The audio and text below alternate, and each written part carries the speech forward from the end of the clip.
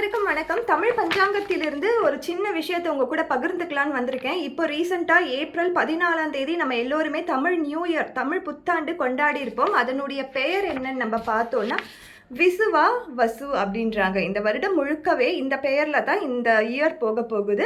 இந்த தமிழ் வருட பிறப்பு என்பது இந்த பெயரில் தான் அமைஞ்சிருக்கு. ஸோ அடுத்ததாக இந்த வருடத்தின் ராஜா யாருன்னு பார்த்தோன்னா சூரியன் தான். அதே மாதிரி மந்திரியும் சூரியன் தான்.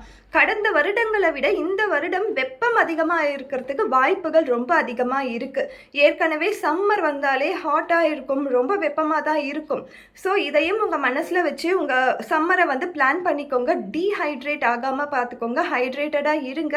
ஏன்னா இந்த வருடம் கண்டிப்பாக போன வருடத்தை விட அதற்கு முன்னாடி இருக்க வருடத்தை விட சற்று அதிகமான வெப்பம் இருக்கிறதுக்கான வாய்ப்புகள் இருக்குது.